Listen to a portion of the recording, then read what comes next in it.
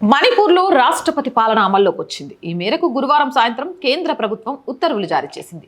మణిపూర్లో ముఖ్యమంత్రి పదవికి 4 రోజుల క్రితం బీరేన్ సింగ్ రాజీనామా చేయడంతో ఇప్పుడు ఆ రాష్ట్రంలో రాష్ట్రపతి పాలన విధించారు.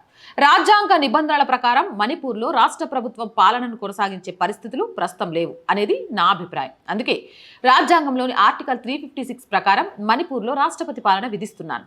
ఇకపై మణిపూర్లోని అన్ని ప్రభుత్వ కార్యకలాపాలు, గవర్నర్ అధికారాలు నా పరిధిలోకే వస్తాయి అని రాష్ట్రపతి ద్రౌపది ముర్ము ఆ నోటిఫికేషన్లో పేర్కొన్నారు.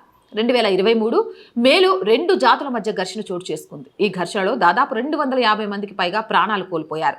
వేలాది మంది నిరాశ్రయులయ్యారు. ఈ నేపథ్యంలో ఆ రాష్ట్ర ముఖ్యమంత్రి బీరేన్ సింగ్ పై ఆరోపణలు వెల్లువెత్తాయి. అంతేకాదు, రాష్ట్రంలో బీజేపీ ప్రభుత్వానికి మద్దతిస్తున్న రాజకీయ పార్టీలు దశల వారీగా తమ మద్దతు ఉపసంహరించుకున్నాయి.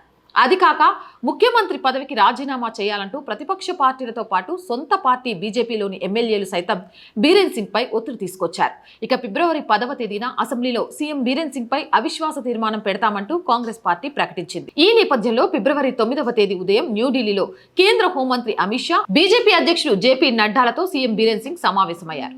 అదే రోజు సాయంత్రం ఆయన మణిపూర్ చేరుకొని తాను సీఎం పదవికి రాజీనామా చేస్తున్నట్లు ప్రకటించారు.